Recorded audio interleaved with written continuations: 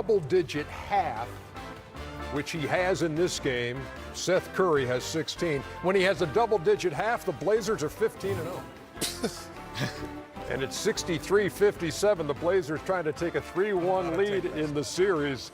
That's a nugget, but not about the Nuggets. It's a nugget I don't know how to take that. Seth. Is it meaning he's playing in the second half when they're blowing people out? Oh, it's in a half. Okay. It's in a half. And All right. a 16-point first half in big game 4. Welcome, everybody. American Express halftime report, Ernie Johnson. We got Kenny, Shaq, and Charles, and we got the American Express teammates. And Steph Curry, obviously, is a fixture on the American Express teammates. Seth Curry makes the top line this time with his 16-point first half, 14 of those in the second quarter. McCollum's got 12. Lillard's got 10. That's some backcourt shooting by the Portland Trail Blazers here in game 4, Kenny. Yes. You know, I think we all thought today would be an opportunity. I see you running. I thought today would be an opportunity where the bench would have a big influence. However, why he turned sideways? Why he turned sideways? But Seth Curry, if you look at what McCollum and Lillard did last game, they played over 60-plus minutes. Last year, they'd have played 60 minutes, and they would have took every single shot. But if you watch here now, this play is an illusion. So here you have McCollum. When he's in that second unit, he's the guy who everyone's looking for. Freeze it here. Normally, if you look at right here, Turner's eyes would be on McCollum last year. He's like, but this year, he's like, no, we got other guys on the team. Seth Curry's one of them. My focus and my energy goes away from McCollum. And in his second unit, he doesn't have to be a big-time scorer. Freeze it again. Here's McCollum in the second unit. Again, he's on the weak side of the floor. All the action's over there. Let it run. We're going to watch him knock down shots. But you watch McCollum. Rest,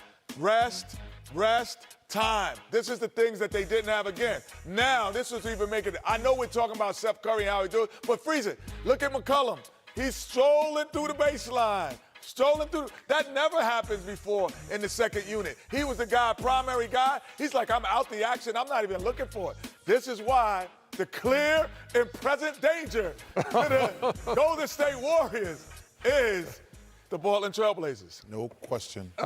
We talked about, and you've heard B.A. and McHale talking about it at length, is the effect a 4 overtime game takes on you when you got to turn around, you play Friday night, then you got one Saturday afternoon. From a player's perspective, how much does that take out of you, and how do you adjust in that next game? Well, I've never had a quadruple overtime game. I think I've had a couple triple overtime. But when you have a short turnaround like that, of course you're tired. You know, we're looking at Millsap a couple times.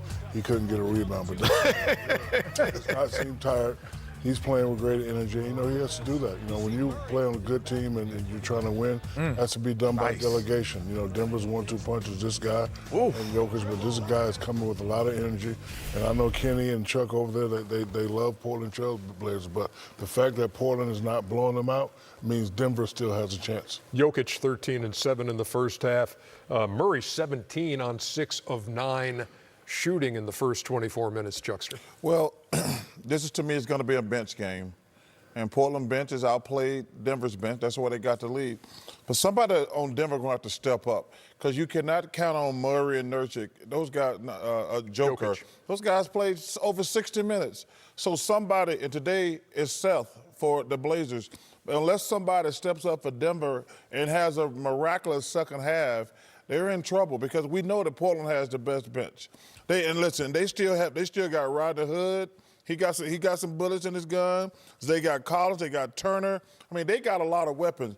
When you look at this, Kenny likes this Malik Beasley.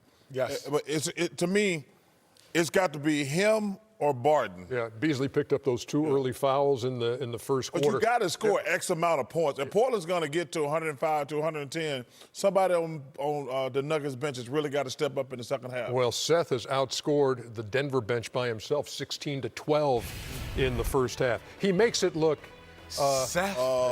effortless. I don't know. That's a little tough. How about he makes it look easy? I got one. He makes it look sufficient. Sufficient? Good job, Yelly. You like that? I like that. That's a possibility there. Thank you. Yeah, it just rolls off the tongue. Yep. It just rolls off the tongue. We're coming back. You're watching the Game 3 was one for the books, 4 overtimes, and despite his third triple-double of these playoffs, Nikola Jokic and the Nuggets fell in Portland. C.J. McCollum went for 41. The Blazers won by 3 and now seek a commanding 3-1 lead as the playoffs continue on TNT.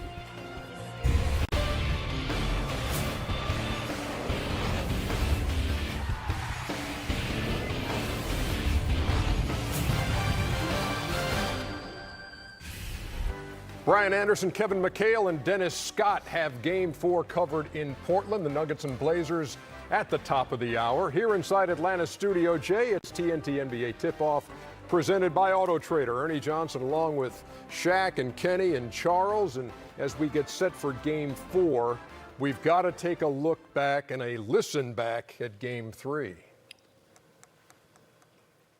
31.6 seconds remain on the fourth quarter clock. The backdoor cut, Martin, layup is good. 11 seconds, CJ floats it up and in overtime. Mid move, reverse side, layup is good. Triple overtime in Portland. Dame dribble drive goes up and puts it in overtime.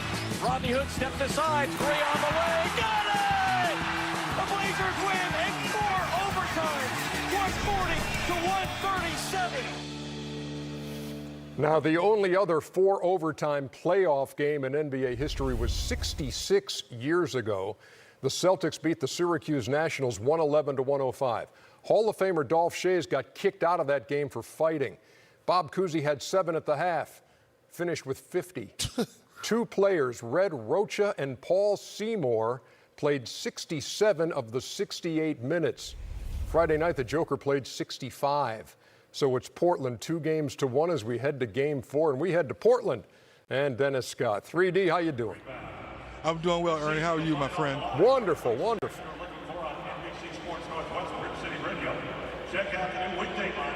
What you got, 3D? Ernie, well, I thought you had another question for me, Ernie. No, say something, Dennis.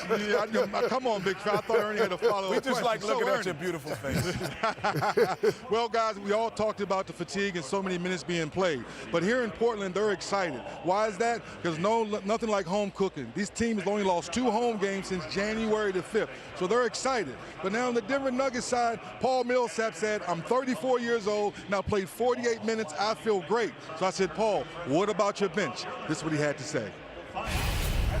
Our bench has been the staple of us winning this year. You know, if you ask me, our depth has been unbelievable. So there's no doubt that those guys are going to get back on track. We don't just rely on that. We rely on the full team effort. Coaching staffs and everybody to get the job done. But it's up to us when 1 or 2 guys are slacking, to pick up the slack. And we've been that type of team all year. And guys, there are no back-to-backs in the playoffs, obviously, but talking to Coach Michael Malone, he said this team was 12-1 throughout the season. So he's very confident this team will come out, play good basketball, and let the ball bounce where it may. All right, 3D, thank you so much for the live report. Took a minute, but we got there. Let me just say this. Be nice now. No, I'm discriminating. That's his guy. Let me just say this one. That Friday night game was one of the best basketball games I've ever seen. It was spectacular. You watched the whole thing, too? I did. I kept going. You know what? I was getting tired. And I was like, well, you know what? I watched the second over. And it just kept pulling me in. And it was great quality basketball. Yeah. You know what I was saying? I was saying we had to work that game. Oh, that's it. I can hear Charles right now. It's like Afghanistan. We ain't gonna get out of here till 3:45. Oh, I got something to show you, Shaq. I really want your reaction to Okay. this. Because Enes Kanter tweeted out something. He wanted the NBA to take notice. Take a freaking look at this, please. This is in the lane. Jokic, and Kanter's got the separated left shoulder. I like that. And, that's a dirty play. Oh, stop it. Come on, Charles. Shaq. That's a dirty play. Terry Stop Stotts says it's uncalled for. It is. I like that. I mean, listen. That's a dirty play, Okay. Shaq. Stop it. No. Yeah. It's I dirty, would- but you got hold to on. test it. I wouldn't call it dirty. I would call it tactical. I remember one time. No, seriously. Tactical. Yes, I remember like one time playing against the Spurs. David Robinson was killing me, but I remember reading that he had a sore back, so I just tried to give him to him, just a couple times in the back, just to slow him down a little bit. So if he has to do that to slow the man down, just a little bit. Chuckster, I think you're not buying that. Wait, before you say you buy it or not. Have you ever done that, Jeff? done it? Thank you. Yes. Have you ever done yes, it? he has. Don't, So stop it. Yes. Don't give me the. Oh, Chuck, stop it. I'm asking you. Or have you done it and now feel bad about it? I mean, You did it in the Olympics, Charles, remember? Against Angola. No, but I'm saying when you know a guy's hurt, when you know a did it versus guy's Angola, hurt, Charles. Yeah. if you, like he says, he know he's got a left separated shoulder, and he hit the guy in the left shoulder. I don't like that. Like, I'm not saying we didn't say we don't like it. I'm asking, have you ever listen, done it? Cheap shots. Of course, I've done cheap shots. Everybody has, but There's a theory. I don't deliberately go after somebody who's got an injury. That's just cheap wrong. shot, but okay. Yeah. All right, I got you. I like a hard foul, a cheap shot. Yeah, I've done that before. But I'm not going to go after somebody who got a separated shoulder and try to hurt their shoulder. So you don't like that move just to slow him down just a little bit? No. So Kenny, Portland's won 12 in a row in their gym. How does Denver snap that streak? Keep in mind, Denver had lost, 14 in a row in San Antonio, down 2-1 in the series, won a huge Game 4 in San Antonio, Hey, listen, and eventually won the series. Ernie, I'm gonna go back. I just remember, because you're not on social media, but the night this side of the room said the Portland Trailblazers are the most clear and present danger to the Golden State Warriors. Everything on my social went crazy. All of my friends, everybody in the NBA texted me, oh, these guys aren't it. And we said, well, two guys, Rodney Hood and it's Cantor. Oh, now Rodney Hood shows up. Because what happens is these, McCollum and Lillard had to make every single big play. They don't have to make every single big play now. They went to Rodney Hood in the fourth overtime in the post, down 2. The last 145. Down 2. You just don't. That just allows them. I'll give you your seconds in a minute. It allows you to play basketball and be great. That's all. The Portland Trail Blazers are going to the NBA Finals. I'm doubling down on that. We already got it on the wall. They are going to the NBA Finals. Whether it's the Warriors or the Rockets, the Portland Trail Blazers are going to the finals, period. However, today is a must-win. For who? For Portland. I agree with you. They need to win. But I'm going to tell you, must-win. they're going to win. They're going to win tonight, Shaq, and they're going to the NBA Finals. Listen, the quadruple overtime game was good. Both guys played good, but both those guys, the guard for Portland, going to have to get in the high 20s. They're going to have to go off tonight. Well, let me ask you a question. You saw Joel Embiid today, had nothing in the tank. Nothing. How much do you think the Joker's got left in the tank tonight? I'm not sure. I don't. Yeah, he looked. I mean, But he they had, looked what, very 3 days tired. off? He looked very tired after the second overtime. 33, 18, and 14 in 65 minutes of work and a fairly How quick old is he? turnaround. What did he 21? do? Really, I think I heard it, but and I was watching it, and somebody said it. But what he did in the overtimes, the third and fourth overtimes is when I start to see the fatigue start to. This is a quick turnaround, and I've told you this, Ernie. To show. The Portland Trail Blazers, in my opinion, have the best bench in the NBA. And he doesn't have a body like Ibaka, so Yeah, but this game is. He got a body like has a lot Chewbacca. of pressure on Portland.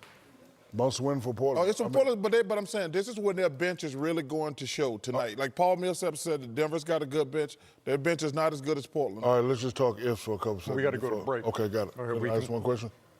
Okay, Real go ahead. quick- real Go ahead. quickie. If Portland loses, who's going to win the series? That's Portland. What I wanna know. Portland's still going to win the series, but they're going to put the stranglehold on their neck tonight. Got it. When we come back, it is Game 4 in Philadelphia between the Raptors and Sixers. And Why y'all doing Dennis like that, Ernie? I didn't. What did I do? Said, take it away, 3D. You got it.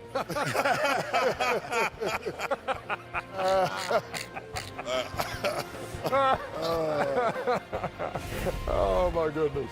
And another one. Those And highlights another from one. Philly And coming another up in one. just a second. Father Facade, what up?